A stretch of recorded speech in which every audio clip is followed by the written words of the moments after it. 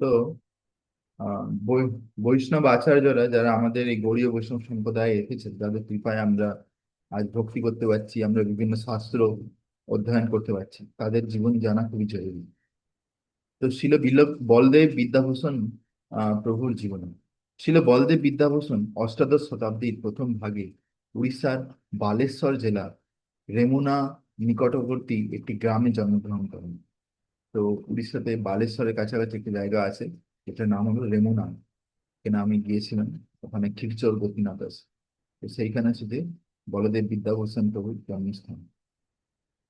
যদিও তিনি একজন বৈশ্য পরিবারের সন্তান ছিলেন, যৌবনে তিনি সংস্কৃত, অলঙ্কার শাস্ত্র, যুক্তিবিদ্যা এবং বৈষ্ণব শাস্ত্রে অত্যন্ত পুঙ্খানুপুঙ্খ শিক্ষা লাভ করেন। হ্যাঁ।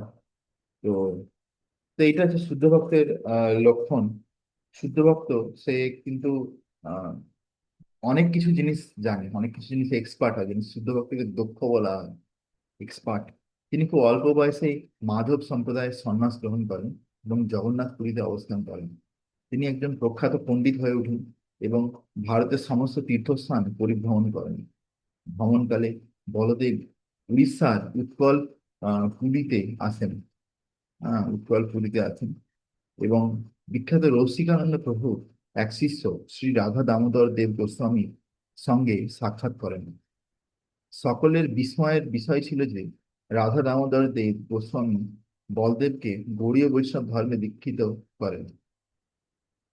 তো তো এখানে আমরা দেখতে পাচ্ছি যে রাধা দামোদর দেব গোস্বামী যে ছিল, যদিও বলদেব বিদ্যাভূষণ প্রভু আগে মাধব সম্প্রদায়ের আহ দীক্ষিত ছিল, তারপরে আবার তাকে রিইনিশিয়েশন দেয়।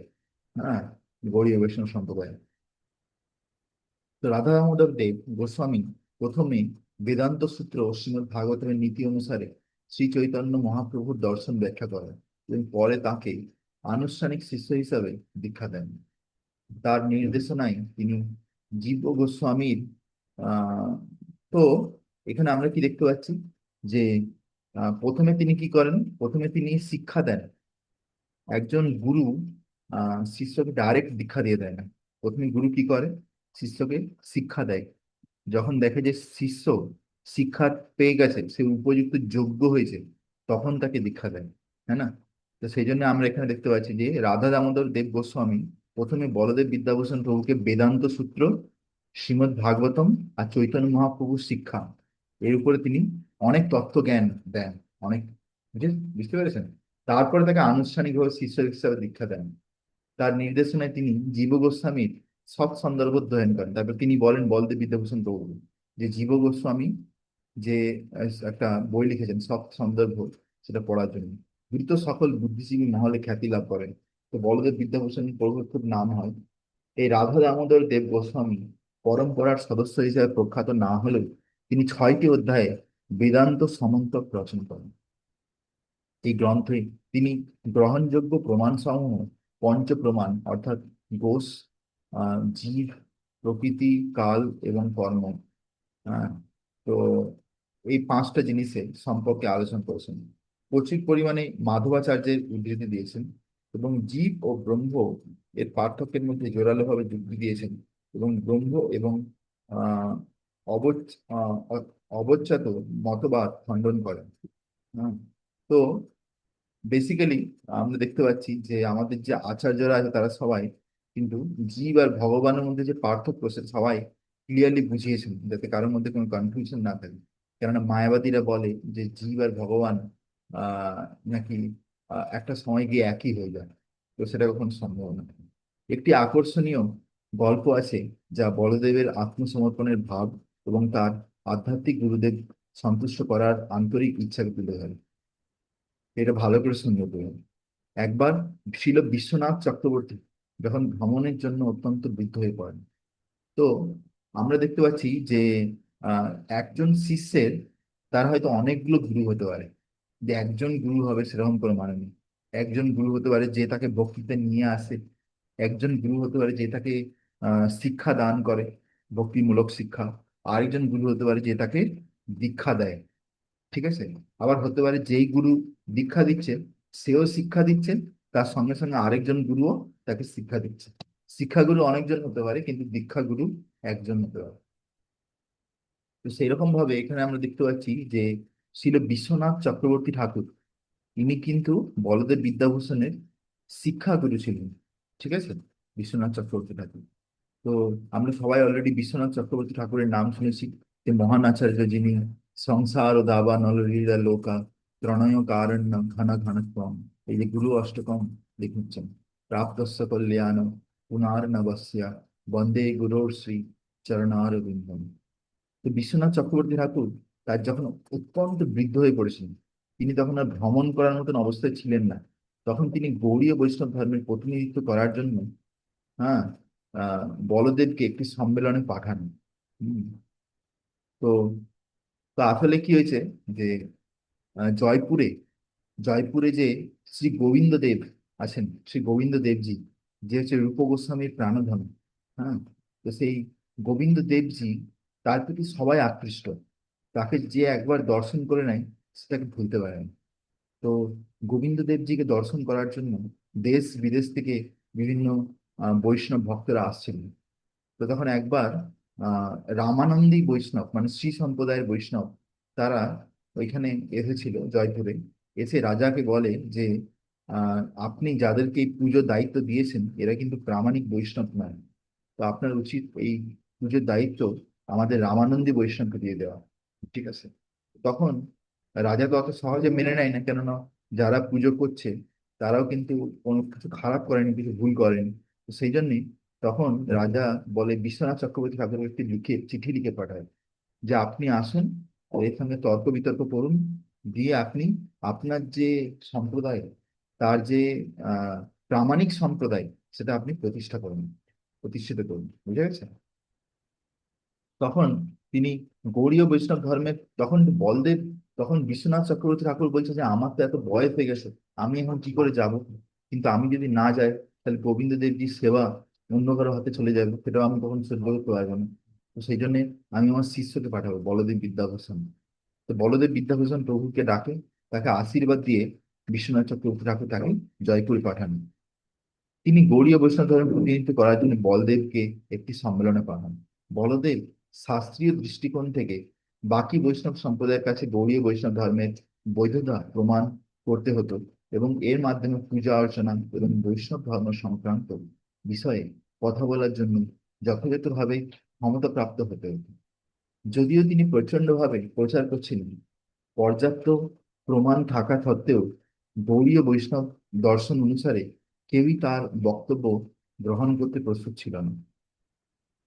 হ্যাঁ, তো অন্যরা তার বক্তব্য গ্রহণ না করার কারণ ছিল এই যে, এই সময় গৌড়ীয় বৈষ্ণব ধর্মকে সমর্থন করার জন্য ব্রহ্মসূত্র বা বেদান্ত সূত্রের কোনো প্রতিষ্ঠিত ভাষ্য ছিল না। ঠিক আছে, তো বলদেব বিদ্যাভূষণ প্রভু ছিলেন একজন শুদ্ধ ভক্ত, একজন পারফেক্ট ডিসাইপল, বা মানে মানে ফার্স্ট ক্লাস ডিসাইপল, মানে প্রথম শ্রেণীর শিষ্য, প্লাস একজন প্রামাণিক সম্প্রদায়ের গুরু। সরি, গুরু নয়, মানে ভক্ত। কিন্তু যেহেতু এইটা এই সময় কথা হচ্ছে যখন আমাদের গৌড়ীয় বৈষ্ণব সম্প্রদায়ে কোনো আহ ভাগবত গীতা বা ভাগবতমের উপরে কোনো কমেন্ট্রি বা তাৎপর্য লেখা ছিল না। প্রত্যেকটা সম্প্রদায়ের একটা করে প্রামাণিক তাৎপর্য থাকে, তো সেই গৌড়ীয় বৈষ্ণব সম্প্রদায়ের সেই তাৎপর্য তখন লেখা ছিল না। যেমন এখন যদি আপনি ভাগবত গীতা খোলেন, প্রভুপাদের যে ভাগবত গীতা, তো তাতে প্রথমের দিকে পেজে প্রভুপাদ লিখেছেন যে I sincerely thanks to Srila Baladeva Vidyabhushana Prabhu for writing his Govinda Bhashya commentary. হ্যাঁ, without that Govinda Bhashya commentary it was very difficult for me to write Bhagavad Gita. হ্যাঁ না? তো যেমন প্রভুপাদ এই যে স্টেটমেন্টটা লিখে ভাগবত গীতার শুরুর দিকে, তো সেখানে বলদেব বিদ্যাভূষণ প্রভুকে একটা সম্মান দেয়, ধন্যবাদ জানায়, কৃতজ্ঞতা জানায়। তো এরকম প্রত্যেকটা প্রামাণিক সম্প্রদায়ের একটা করে তাৎপর্য হয়। সেই তাৎপর্য যদি না থাকে, তাহলে কিন্তু তার সম্প্রদায় যে প্রামাণিক, তার কোনো ইয়ে থাকে না, মানে প্রতিষ্ঠা করা যায় না সেই কথাটা। তো সেরকম ভাবে যখন বলদেব প্রভুকেও এরকম বলা হয়েছিল, অন্য তার বক্তব্য গ্রহণ করতে চাইছিল না। তো কেউ কেউ বলছিলেন যে অন্য সব সম্প্রদায়ের প্রতিষ্ঠিত আচার্য, সংস্কার আচার্য যেমন শঙ্কর, রামানুজা, মাধব, বল্লভ প্রমুখ বেদান্ত সূত্রের উপর কোনো না কোনো ধরনের ভাষ্য রচনা করেছেন। যেমন রামানুজাচার্য, মাধবাচার্য, হ্যাঁ, বল্লভাচার্য, তারপরে শঙ্করাচার্য, এরা সবাই কিন্তু বেদান্ত সূত্র বা ভাগবতের উপর বিভিন্ন কমেন্ট্রি দিয়েছেন, তাৎপর্য। যে শ্রী চৈতন্য মহাপ্রভু মূল বিষয়বস্তু স্পর্শ করে বেদান্ত সূত্র ব্যাখ্যা করেছিলেন, তবু এই বিষয়ে কিছুই লেখা হয়নি।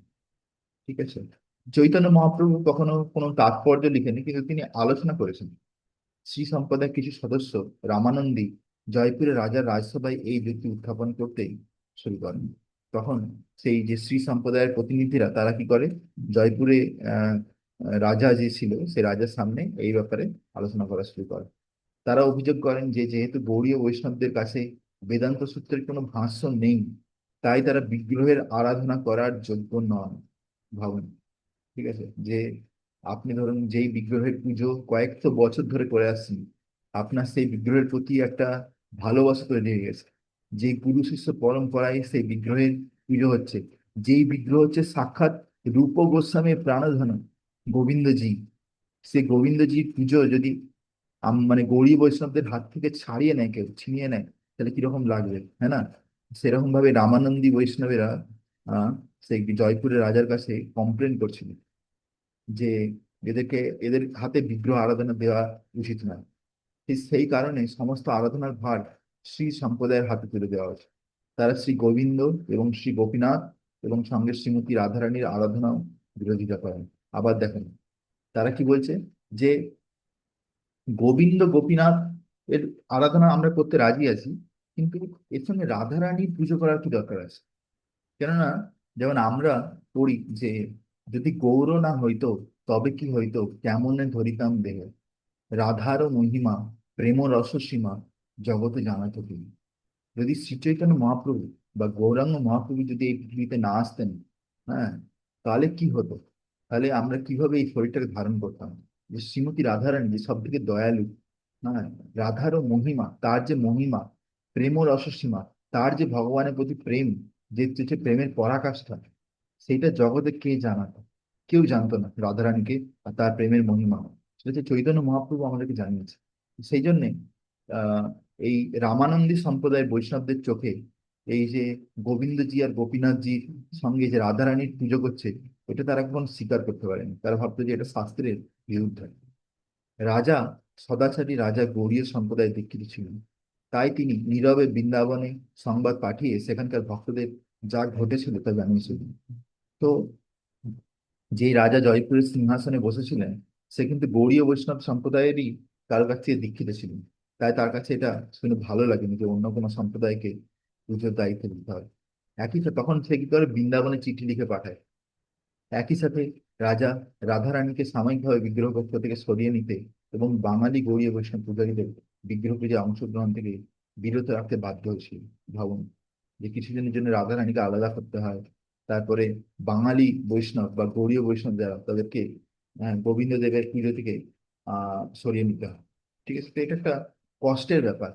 হ্যাঁ, এটা একটা কষ্টের ব্যাপার, খুবই কষ্টের ব্যাপার, যে যেই বিগ্রহ সাক্ষাৎ শ্রীরূপা, শ্রী রূপ গোস্বামী স্বপ্নে এসেছিল, রূপ গোস্বামী স্বপ্নে এসেছিল, দিয়ে যেই বিগ্রহকে রূপ গোস্বামী বৃন্দাবনে ব্রজবাসীদেরকে নিয়ে মাটি খুঁড়ে বার করেছিল শ্রী গোবিন্দ দেব, হ্যাঁ, ছিল রূপ গোস্বামীর প্রাণধন হয়। হ্যাঁ, তো সেই রাধা গোবিন্দ সেবা, যেই রাধা গোবিন্দের সেবা করার জন্য মহাপ্রভু জগন্নাথ পুরী থেকে কাশীশ্বর পণ্ডিতকে পাঠিয়েছিলেন। হ্যাঁ, যে রাধা গোবিন্দের সেবা সাক্ষাৎ রূপ গোস্বামী করত, সেই সেবা গৌড়ীয় বৈষ্ণবদের ভক্তদেরকে বা পূজারীদেরকে করতে দেওয়া হচ্ছে না, তাদেরকে আটকে দেওয়া হচ্ছে। তারপরে রাধারানীকে সরিয়ে নেওয়া হচ্ছে গোবিন্দ দেবের থেকে। তাহলে গোবিন্দ দেবের কিরকম লাগবে যদি রাধারানী পাশে না থাকতো? হ্যাঁ, তো এরকম করতে হয়েছিল, এরকম কন্ডিশন হয়েছিল, সমস্ত ভক্তরা কান্নাকাটি করছিল। তো আমরা তারপরে লিখছে, আমরা এইমাত্র যেমন বলছি সেই সময় ছিল বিশ্বনাথ চক্রবর্তী ঠাকুর বা চক্রবর্তী পাদ অত্যন্ত বৃদ্ধ ছিলেন, তাই তার পক্ষে জয়পুর থেকে সেই কষ্টসাধ্য যাত্রা করা সম্ভব ছিল না। তার পরিবর্তে তিনি তার শিষ্য শ্রী বলদেবকে পাঠিয়েছিলেন, যিনি শাস্ত্র বিষয়ে সম্পূর্ণ জ্ঞান রাখতেন এবং সেই কারণে দক্ষতার সঙ্গে এই চ্যালেঞ্জের মোকাবিলা করতে সক্ষম ছিলেন। এক বিরাট সভায় তিনি রামানুজ সম্প্রদায়ের অনুগামীদের বা রামানন্দী বৈষ্ণবদের সামনে এমন এক জোরালো যুক্তি উপস্থাপন করলেন যে তারা কোনো জবাব দিতে পারলেন না। তিনি তাদের আরো বুঝিয়ে বললেন যে গৌড়ীয় বৈষ্ণব সম্প্রদায়ের প্রবর্তক শ্রী চৈতন্য মহাপ্রভু স্বয়ং শিল ব্যাসদেব কর্তৃক রচিত বেদান্ত সূত্রের স্বাভাবিক ভাষ্য হিসেবে শ্রীমদ্ ভাগবতমকে গ্রহণ করেছেন। হ্যাঁ, তারা বলতে চাইছে, দেখুন, শ্রী চৈতন্য মহাপ্রভু কে? শ্রী চৈতন্য মহাপ্রভু যে সাক্ষাৎ ভগবান। সে যখন ব্যাসদেবের তাৎপর্যকে স্বীকার করে নিয়েছে, সে যখন তার উপরে আলাদা করে কোনো তাৎপর্য লিখেনি, তাহলে আমরা কেন লিখতে যাব? এরকম বলছে। বলদেব বিদ্যাভূষণ প্রভু যেটা বলছে সেটা ঠিকই বলছে। হ্যাঁ, গ্রহণ করেছেন। তো এবার সৎসঙ্গে এটি প্রমাণিত হচ্ছে যে শ্রী এসি ভক্তি বেদান্ত স্বামী এই বিষয়ে বা আমাদের প্রভুপাদ এই বিষয়ে মন্তব্য করে বলেছেন যে শ্রী চৈতন্য মহাপ্রভু যে বেদান্ত সূত্রের ভাষ্য রচনা করেননি, তার কারণ হলো তার ব্যাসদেবের মাধ্যমে মাধবের বংশধারে এসেছিল। মানে এখানে বলতে চাইছে শিলা প্রভুপাদ যে মাধবাচার্য যেই তাৎপর্য লিখেছেন সেই তাৎপর্য পারফেক্ট আছে। হ্যাঁ, এরপরে আর কোনো তাৎপর্য প্রয়োজন নেই।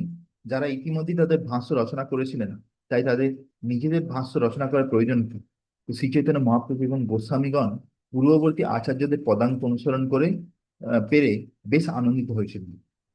কেন তখনও পর্যন্ত কেউ তো তাকে চ্যালেঞ্জ করেন যে তোমাদের কেন কোনো তাৎপর্য নেই নিজেদের, এরকম কেউ তো বলেন। তারা স্বীকার করেছে, কেননা আগের আচার্য যখন কিছু ঠিকঠাক লিখেছে, তা আমার সেটা স্বীকার করতে অসুবিধা কোথায়, সেটা সে ব্যাপার।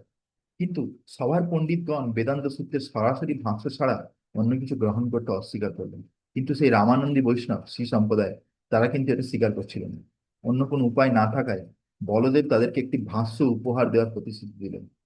ঠিক আছে, তখন বলদেব বিদ্যাভূষণ প্রভুকে মানে একরকম ভাবে বলা হয়েছে, মানে রাজা বলল যে দেখুন বলদেব প্রভু, আপনাকে একটা তাৎপর্য লিখতে হবে।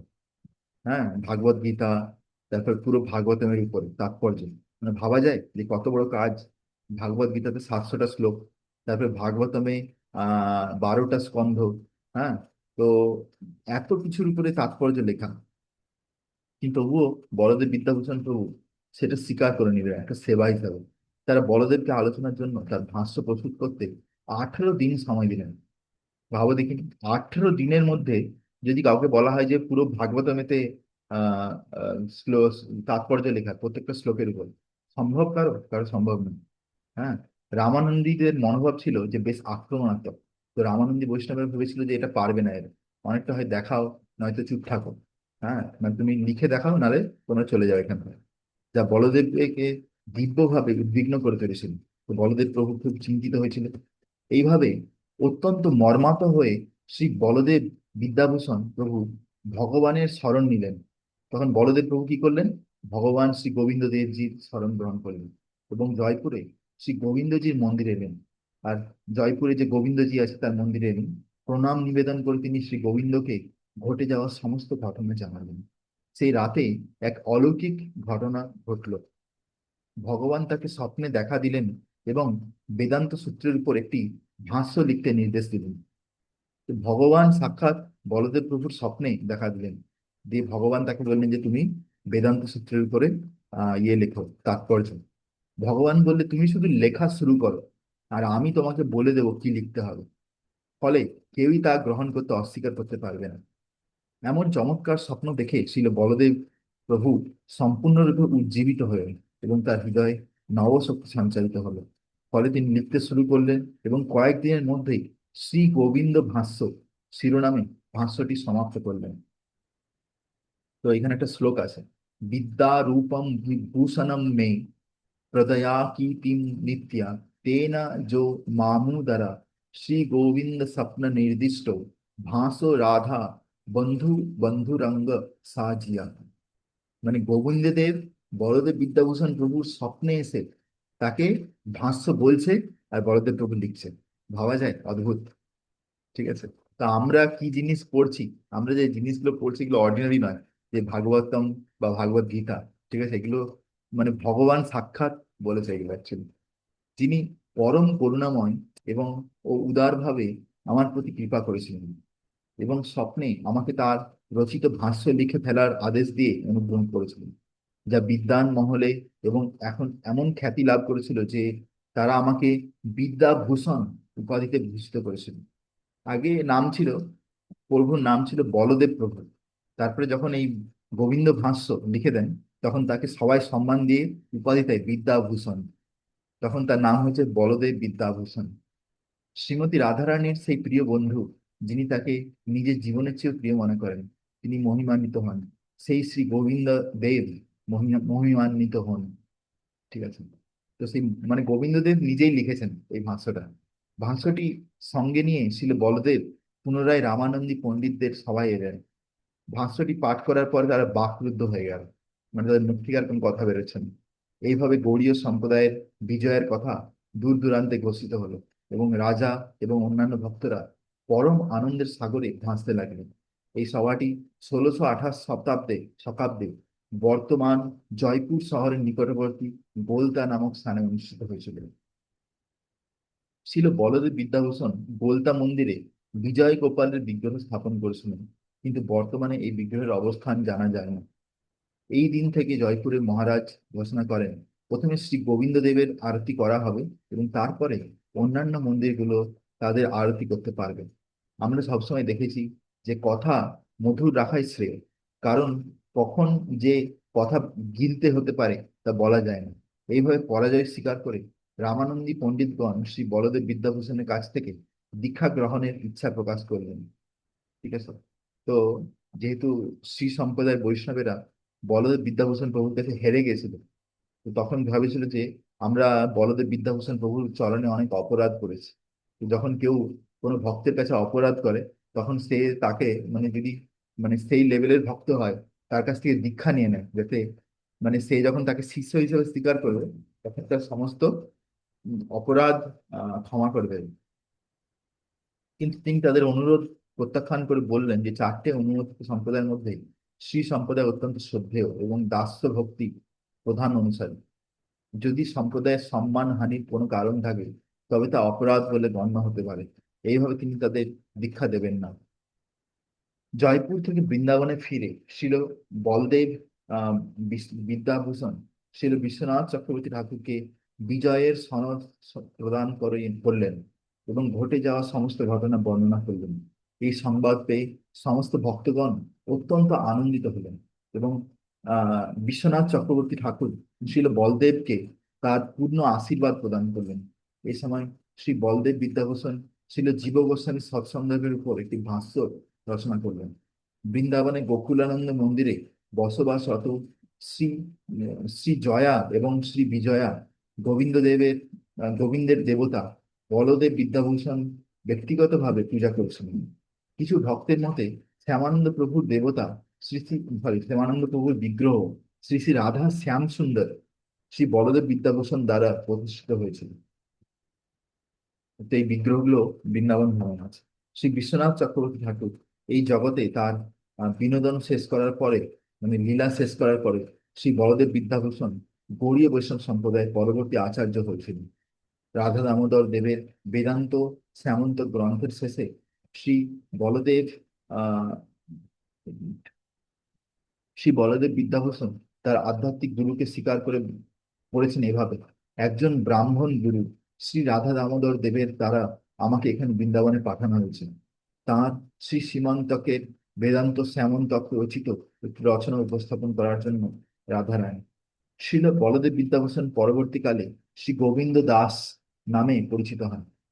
যেহেতু তার উপরে গোবিন্দদেবের বিশেষ কৃপা ছিল, তো সেই জন্য তার নাম দিয়েছিল শ্রী গোবিন্দ দাস। তার দুজন সুপরিচিত শিষ্য ছিলেন শ্রী বিদ্যা দাস, শ্রী নন্দন মিশ্র। তবে আরো অনেকে ছিলেন।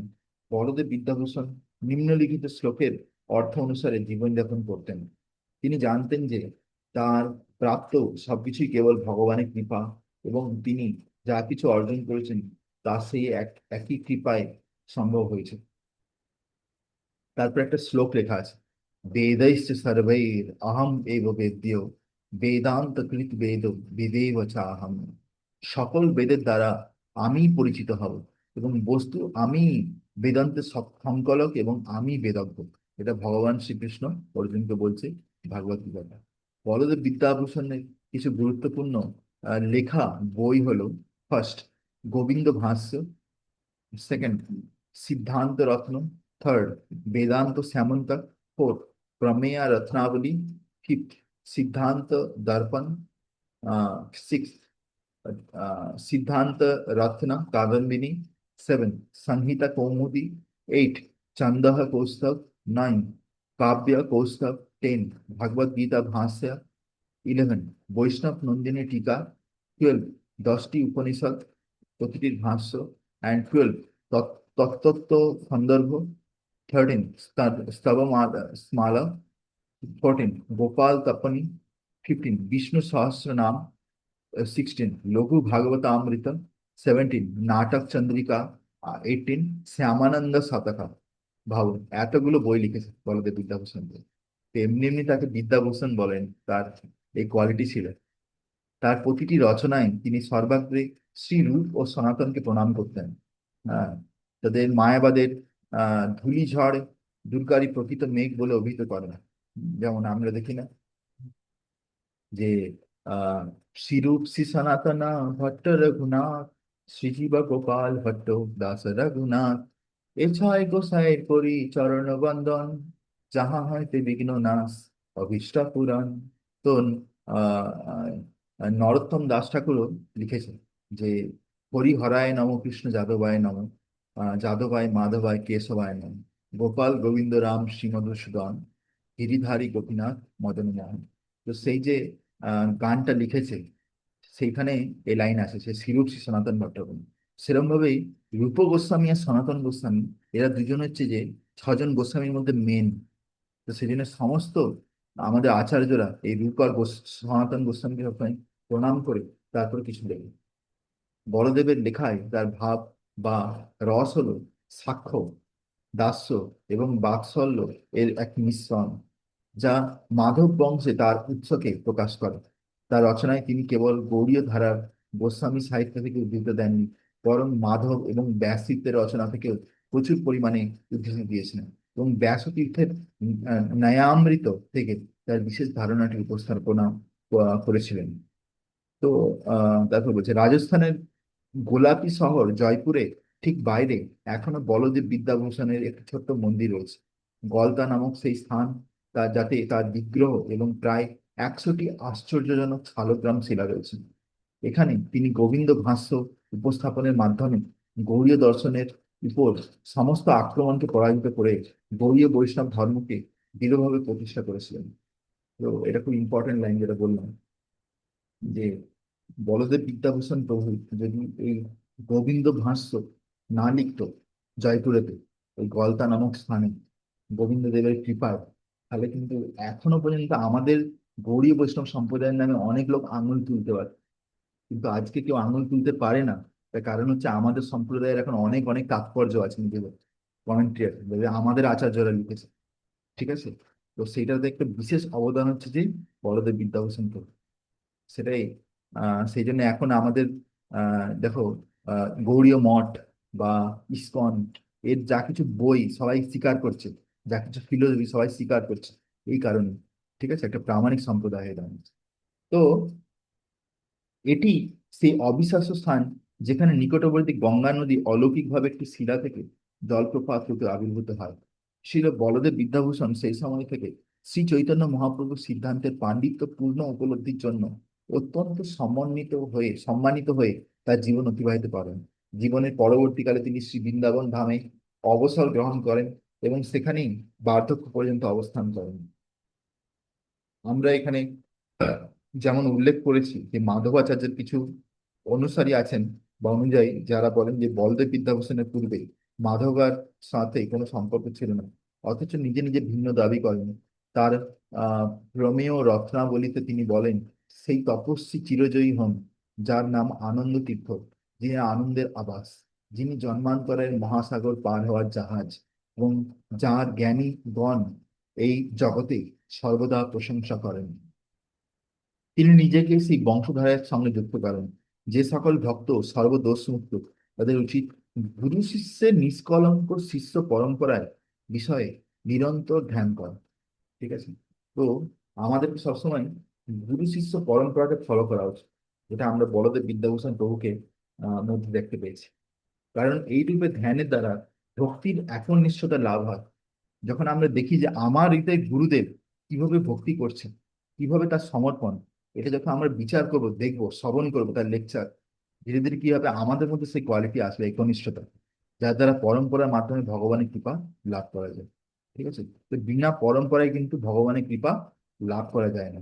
তো গুরু পরম্পরা হচ্ছে পাইপ লাইন, পাইপ লাইন। ধর তুমি, তোমার কাছে সোর্স আছে, সোর্স, হ্যাঁ, তোমার কাছে মুখ আছে, তোমার কাছে সোর্স আছে, কিন্তু তোর মাঝে কিছু একটা দরকার না। যদি একসাথে পাইপ, মানে টাঙ্কি ফাটিয়ে যদি জল পড়ে যায়, তুমি মারা যাবে, তুমি নিতে পারবে না। সেরকম গুরু পরম্পরা আছে যে আমাদেরকে যেরকম লাগে সেই অনুযায়ী আমাদেরকে দেয়, আমাদের বুঝে সেই অনুযায়ী, হ্যাঁ না? তো সেই জন্য গুরু পরম্পরা খুব জরুরি। আমাদের গুরু পরম্পরাকে ফলো করা সবসময়। তো সেটাই এখানে বলছে যে ভগবান অতএব প্রমেয় রত্নাবলী শেষে তার উপসংহারে তিনি উল্লেখ করেছেন যে এই নীতিগুলি শ্রীপাদ মাধবাচার্য ছিল তার নিজের নয়। শেষ শ্লোকে তিনি বলেছেন যে জ্ঞানী ব্যক্তিদের এই প্রমেয় রত্নাবলী হৃদয়ে রাখা উচিত, কারণ এটা আনন্দ তীর্থ কর্তৃক রচিত সুপ্রমাণিত প্রতিজ্ঞান 9টি রত্ন রয়েছে। এরপর আসে বড়দেব বিদ্যাভূষণের শিষ্য উদ্ধব দাস বাবাজি, এবং উদ্ধব দাস বাবাজি মহারাজের শিষ্য ছিলেন মধুসূদন দাস বাবাজি, যা আমরা জানি, এবং তার শিষ্য ছিলেন বৈষ্ণব সার্বভৌম জগন্নাথ দাস বাবাজি মহারাজ। ঠিক আছে? তো আমাদের জগন্নাথ দাস বাবাজি মহারাজ আমাদের আহ যে গুরু পরম্পরার ফটো আছে না, সেই ফটোতে দেখবে লাস্টে আছে জগন্নাথ দাস বাবাজি মহারাজ, তারপরেই আছে সবাই গোস্বামী, হ্যাঁ না? তার মানে আমরা কি বুঝতে পারছি, বলদেব বিদ্যাভূষণ প্রভুর শিষ্য, তার শিষ্য, তার শিষ্য হচ্ছে যে জগন্নাথ দাস বাবাজি মহারাজ, এরকম ভাবে। ঠিক আছে? মানে আমাদের পরম্পরারই একজন পরম আচার্য। ঠিক আছে? তো তো সেই জন্য আমাদের আজ বড়দের বিদ্যাভূষণ প্রভুর চরণে প্রণাম করি, যাতে আমরা প্রার্থনা করি, যাতে আমরা এই গুরু পরম্পরার প্রতি সমর্পণ করতে পারি আর আমাদের জীবনকে সার্থক করতে পারি। হরে কৃষ্ণ। শিলার